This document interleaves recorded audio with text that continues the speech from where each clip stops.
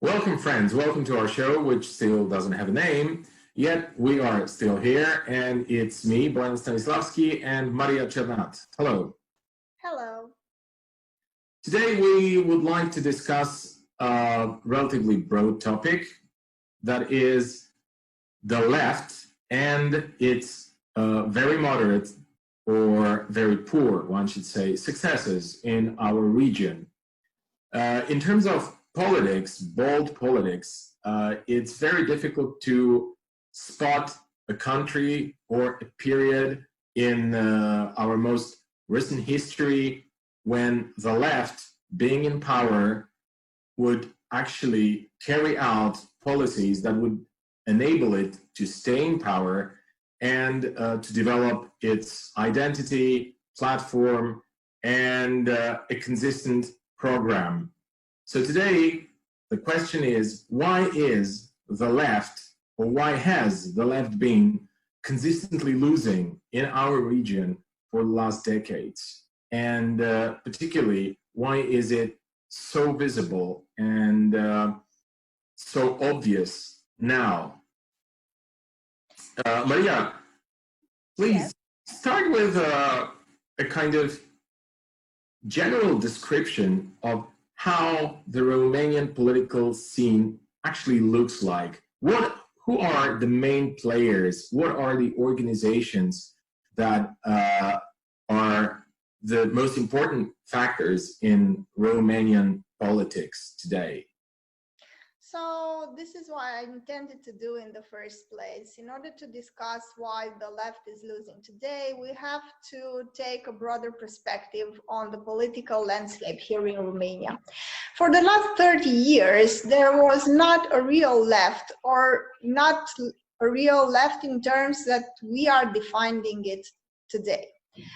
What I mean by that is that we had the Social Democrats. They undergone some changes in their names, but usually the party of the Social Democrats was in charge and in power. And one could say, look, you had your chance. The leftists were in power for many decades. So what do you want us to vote for the left again? And in a way, they are right, because the Social Democrats actually won elections. They were in power, and they were the ones who somehow took up the members and some of the ideas of the former Communist Party here in Romania. The problem is that they evolved into one of the most right-wing parties here in Romania. And they have the name of Social Democrats, but they support the Romanian Orthodox Church. They go to meetings with the Romanian Patriarch. They support financially the building of one of the biggest cathedrals in the Eastern Europe, Orthodox Cathedral, with money coming from the budget. This is not what a socialist would do, not a Social Democrat will do. Unfortunately, they were winning elections. They were, for the last 3 decades, one of the biggest political players in Romania. Their advantage came from the fact that they gave, and they had some sort of redistribution measures taken over those 3 decades. But those redistribution measures that they took were very timid, to say the least, and they were not sufficient and consistent enough with a socialist ideology. Some political theorists here in Romania and abroad call them bribes. Right before the elections, they used to give people some money for the pensions. They had this political base formed of elderly people who depended on their pensions for surviving. So giving them some money before the elections was some sort of political bribe. But compared to the libertarians, pro-capitalists, and hardcore right-wingers, they seemed somehow milder, but they were not truly socialist, not in terms of their political values. As I told you, they are conservative and they support the Orthodox Church, and they support the Romanian referendum and the definition of the family as the traditional family formed by a man and a woman, not by two citizens who love each other, for instance. So they are very conservatives in terms of this type of values. They are very conservative in terms of nationalism. They say Romania should be more prone to defend its own interests. And of course, they gave people some money. We have to give them that, because compared to the other ones that took money from the people and actually lowered wages in 2012, that was a measure that every people that worked for the Romanian state had their salaries cut by 25%. A huge. When was that? 2012. It was the Democrat liberals, as they are called. They were in power. The actual mayor of Cluj was the prime minister back then. And it was, I don't know, it was a very high percentage of people's salaries that was cut back then. So when compared to this type of hardcore right-wing libertarians that say, look, education is not a priority, healthcare is not a priority, the private sector is a priority. Look, we have 12 million people who are socially assisted in Romania. This is what the ex-president said about women giving birth and receiving some sort of child allowance and maternity leave. They were socially assisted, even though the term is used for those people who have not contributed with anything to the state budget and still receive some money. And the number is far below the 12 million that the president insisted that are socially assisted.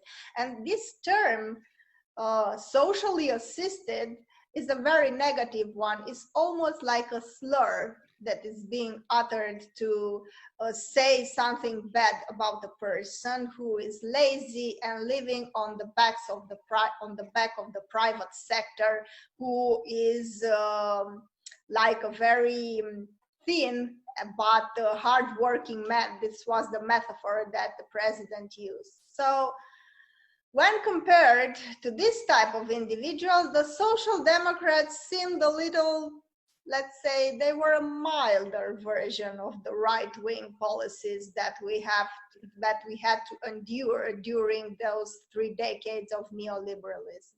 It was not up until 2012 that Critic Attack, a Romanian left forum and online publication, appeared with intellectuals declaring that they are left-wing and they shared these values, that they are leftist, and they assumed openly this label, because up until then, being a socialist, and even now being a socialist, I don't know, is worse than having cancer or something like that. It's a social stigma.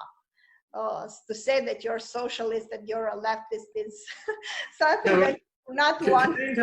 Can I just interrupt you here, because this is, you know, everything you're describing, of course, resembles a lot the situation in many different countries in Eastern Europe. But you know, this thing about socialism being demonized and people who declare themselves socialists being somehow treated as if they had fallen from Mars or something like that, and not taking them seriously just because they use that as their political identity.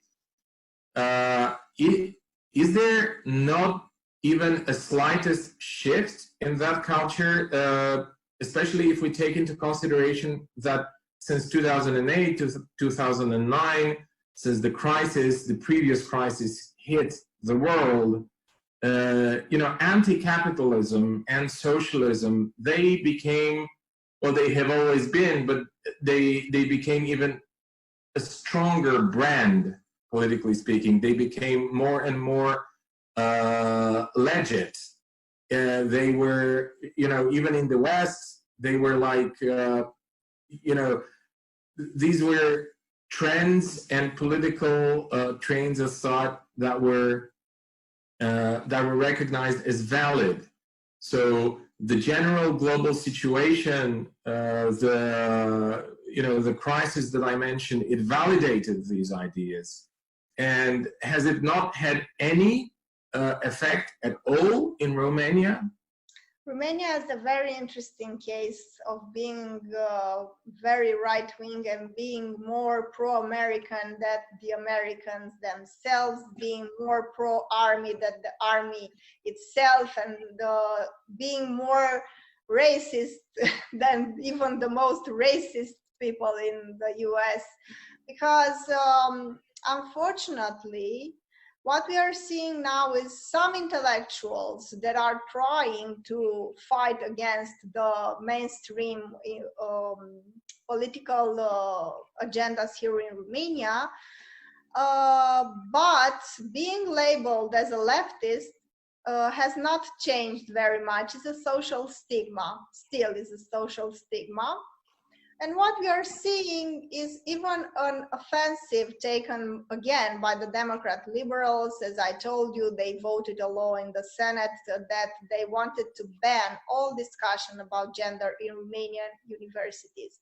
What is interesting to see is that indeed the Romanian left is not at its beginnings, because there are feminist movements, there are anti-racist movements, there are Roma activists, there are a lot of academics that are activists and feminists and fighting against this mainstream right-wing politics.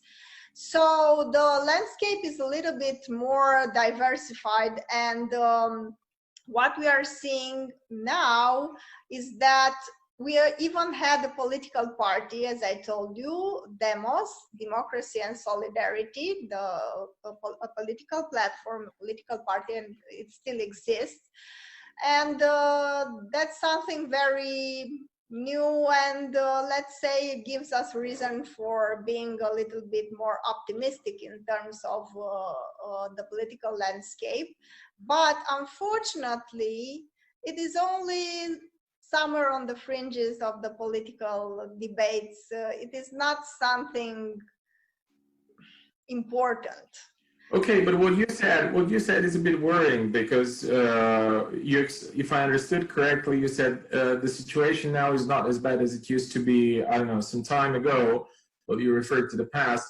And then you went on pointing out that there are groups, various groups that challenge the government or the general atmosphere by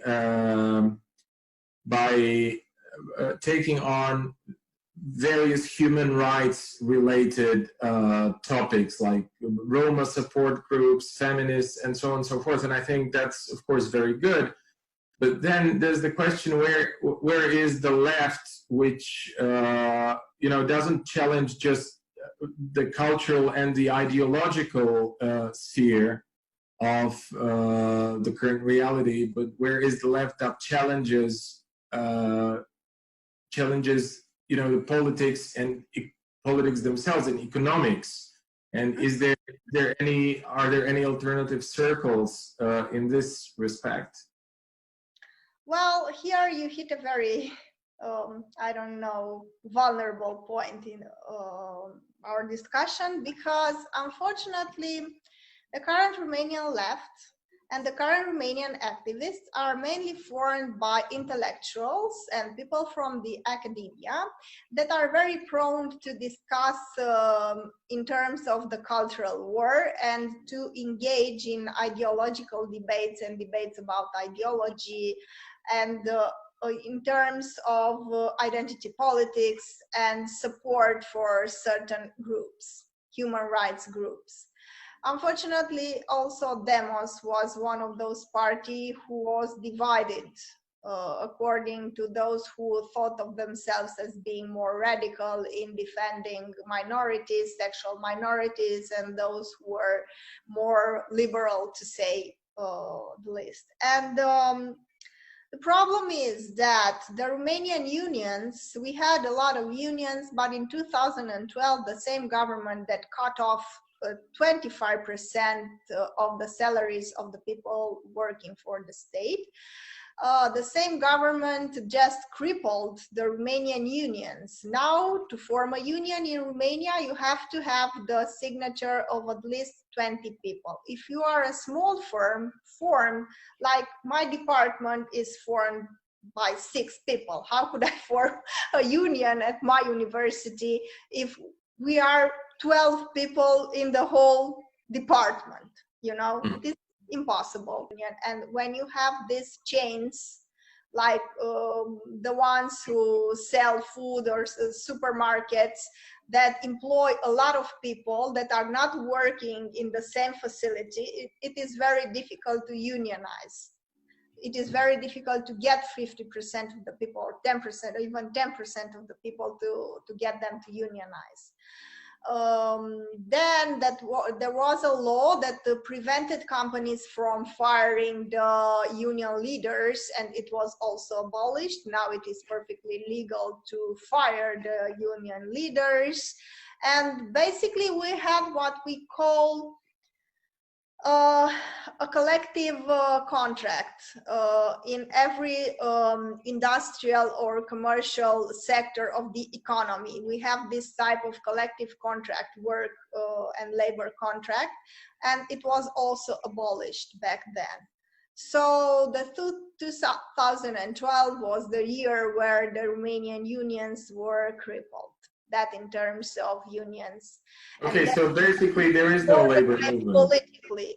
And the ones who organize politically are not connected with the unions. The unions, unfortunately, are formed by people who tend to be very conservative, to support the Orthodox Church, and they do not share the same progressive values. They do not necessarily support sexual minorities, even though we do not have a proper research conducted to say that if they are or they are not conservative. But generally speaking, the people who are working in this industry, who are hardworking on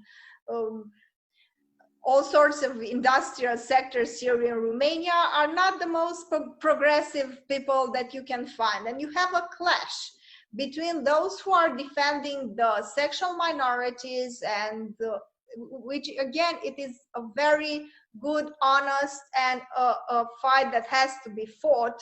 But there is a clash between those who defend this type of causes and the ones who are more prone to discuss economic inequality and the labor force and things that are more connected to the inequality and the work environment and the laws and regulations and things like that. And unfortunately, there are even terms. I mean, those who think that we should focus more on this economic inequality and problems like that are often called macho socialists.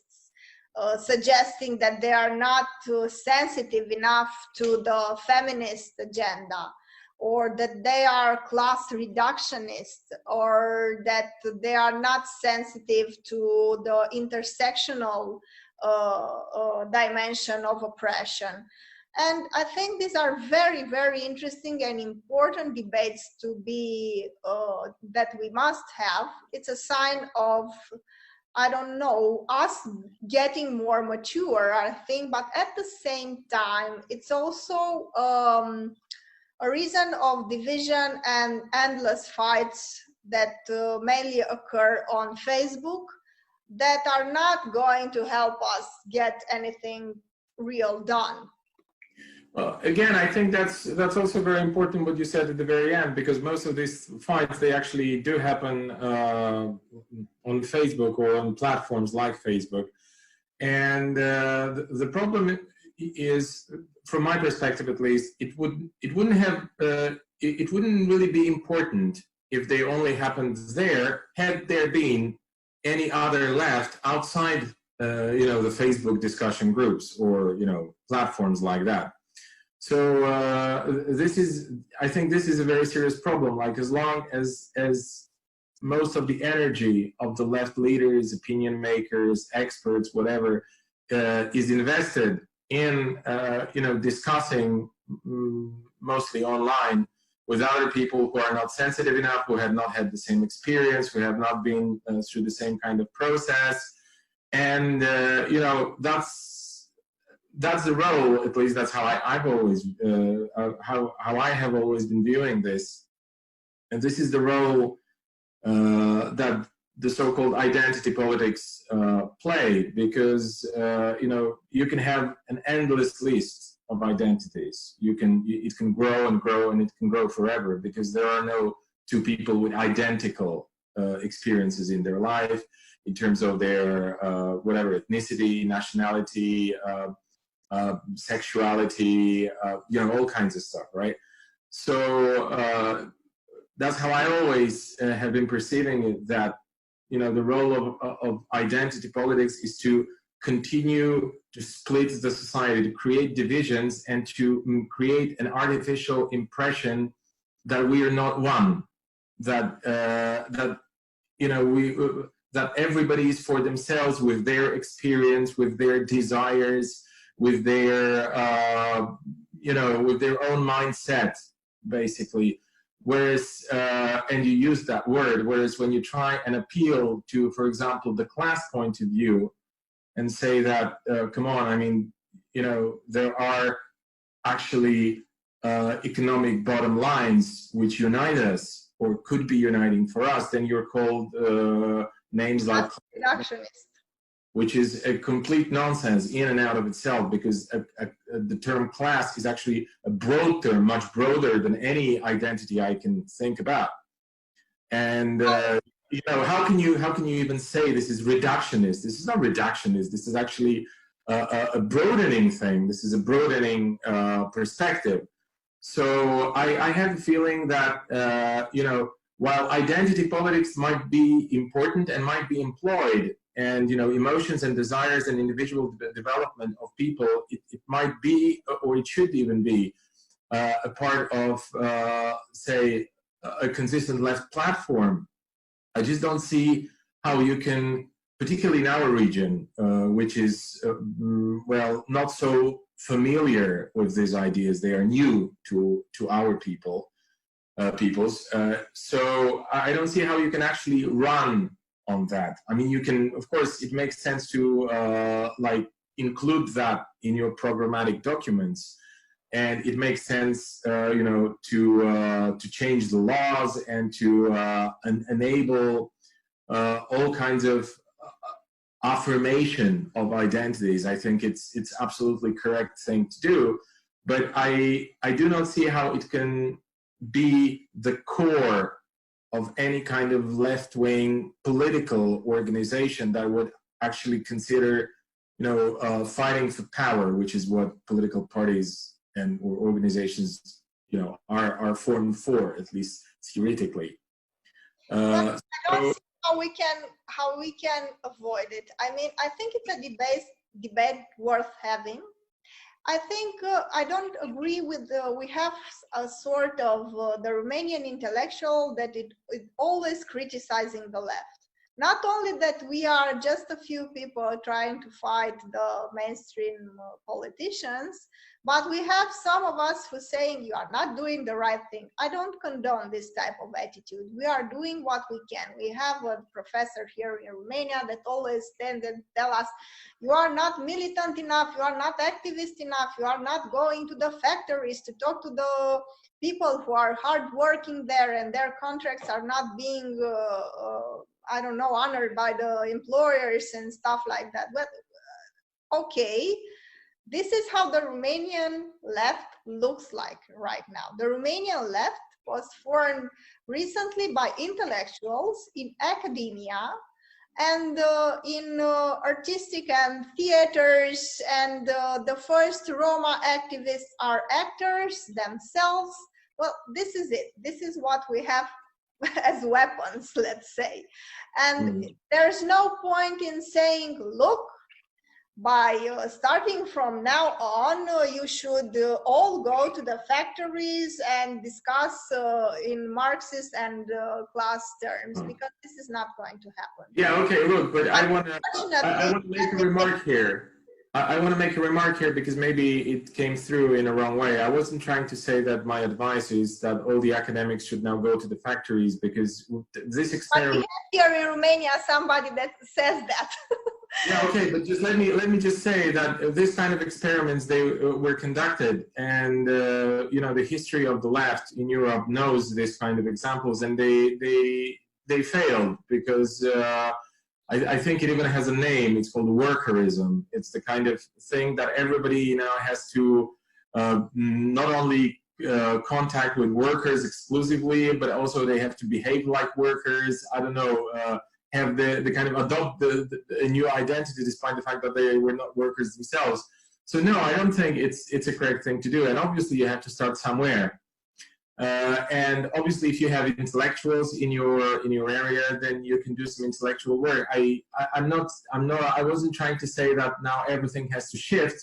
I would welcome such a shift probably, but I think it just has to.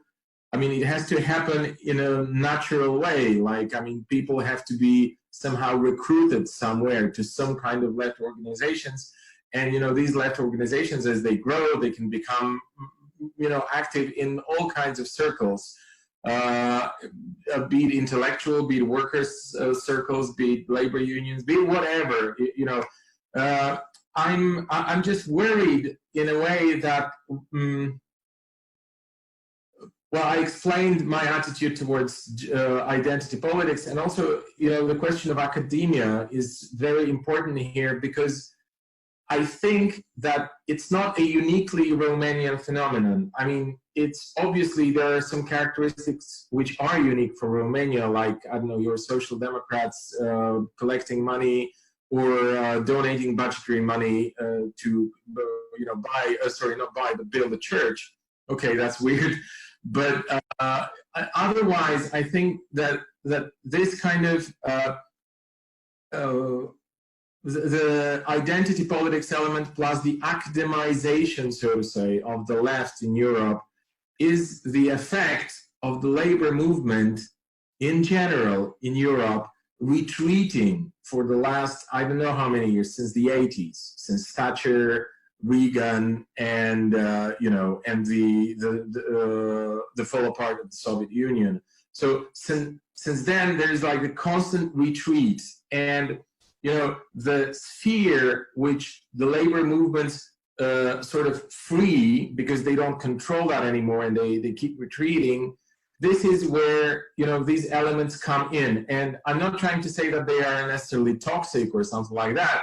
I'm just trying to make the point that, you know, throughout my lifetime, my observation as a political activist for the last over 20 years is that all those things, like workers' struggles, like workers' mass movements, like workers' political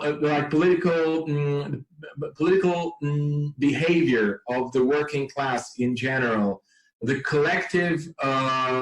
collective struggles of the be it institutional or non-institutional labor movement, like unions, strikes, protests, and so on and so forth, you know, it was gradually becoming a kind of intellectual adventure. It was less and less the fabric of real politics and building up of social movements. It became a point of analysis for many people. And now, you know, you can easily see that in the United States, although it's far away from our region, I know that. But when you look at, you know, the uprising that took place there after the killing of George Floyd, you know, suddenly there was a flood, a real tsunami of, you know, academic works, analysis about, you know, what's the element of race, like racial, what is it called? Racial microaggressions against, you know, the Black community, against the Latino community, the relationship with the police van, and stuff like. It was like so many, like you're not able to actually go through that. Yet, you know, while there was this sudden explosion, there was no real leadership on the ground emerging. Well, what I would like to say, what is interesting to see here is that there are two articles written by Barbara Smith. Barbara Smith is the one who helped coin the term identity politics, and for the elections, the presidential elections that are currently being prepared in the United States, she supported Bernie Sanders. She didn't support a feminist or somebody closer to somehow the human rights agenda. She supported Bernie Sanders, and she said something very important, that solidarity is the key here. And that besides identity, solidarity and a common fight is necessary during these times. And I think we should listen to this person who, as I told you, helped coin the term identity politics in the 70s. And besides that, of course, this is a weakness, and I will point to another one. In the academia and the intellectual environment, there is no solidarity. The saddest thing here is that we are fighting for grants. We are fighting like hell for points in our resumes so we can gain grants and money. We are fighting for money using social causes. I wrote articles about this, how many beaten women and discriminated people you need to become an assistant professor. That is, you win grants by using the sufferance of others, and you research the Roma community, the battered women, and you win nice grants, money, you're doing well for yourself, but those people remain there. And you are fighting against other academics, you know, we are in a constant fight among each other, and this is why it is so difficult to build a political movement based on solidarity, while the whole system is based on individualism, selfishness, competition. The actors are fighting for grants, for subsidies from the Romanian Cultural Institute, and they are at each other's throats, even though they are discussing about solidarity, discrimination, inequality, and the difficulty of unionizing. This is the most perverse and I think efficient way of keeping people down. I mean, what we are doing now is basically using social causes to get money or points in our resume so we can get more money, so we can get promotions at our jobs. And for that reason, combined with the narcissistic environment created by the consumer society and by the social networks, you have the recipe for disaster. This is the current situation. I mean, there is no way we can overcome this type of capitalist individualistic society by relying on the strategies that the system is offering us. We are not Yeah, going exactly. to win the game by playing by the rules that the power gives us, you know. Yeah, well, this is you see, this is very important thing to understand, and in my opinion, many people on the left, particularly leaders of the left in our region, they don't quite understand that, and they don't want to place themselves somehow outside the framework that the system has developed for us and for other activists of the left. And it's very difficult also to convey this message that, look, this is the capitalist system. It's a structure. It's a very efficient structure in certain in sustaining itself. Okay, it doesn't work for the people. That's true, but it can sustain itself. And there are many, like Marx explained that, and philosophers after him, like how it actually works and why is it so flexible. So I'm not going to repeat it now.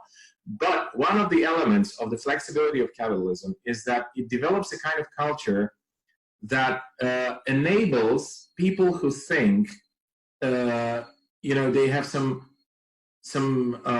ideas or views that contradict capitalism. It provides some kind of niche for them, and it can be ecology, it can be identity politics, it can be whatever, liberation of some ethnicity. It can be anything, literally anything, okay? And these are groups often fighting for a just cause, and I think it would be perfect if they were able to make their case within a social movement for change, for a general change. But since there is no movement like that, then they are in their niches, and instead of actually undermining the system, what they are doing is they are strengthening it, because they contribute.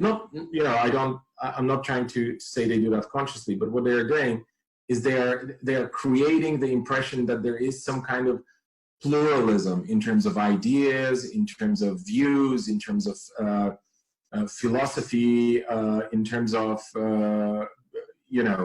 in all dimensions, really. So and some people see that, of course, but my opinion is that not many actually have the courage to admit that, to acknowledge that, and that would be a beginning. Like, that would be a start for a discussion. Okay, look, environmental causes, very important, critically important. Gender causes, very important.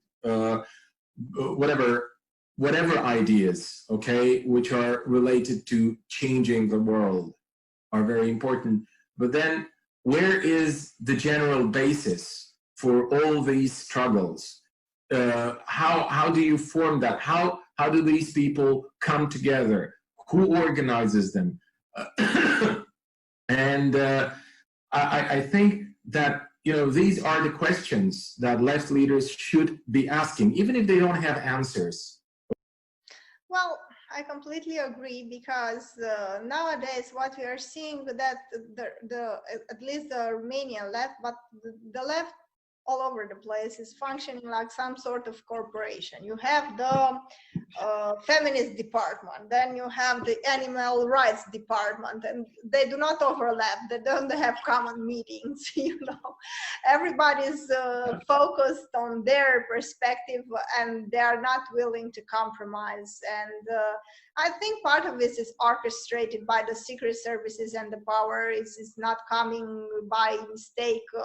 This type of segregation and division and constant fighting, and it's a very powerful tool of keeping people at each other's throats, so they don't look up at the elites and they don't do anything about the oppression and real oppression that is going on. So I think, yeah, let us hope that in the near future we'll have further debates about how and when to engage in a more consistent political discussion about how to unite and how to come together to confront this capitalist order that is becoming more and more preposterous and disastrous and horrendous by every day. So thank you very much for the conversation. Thanks.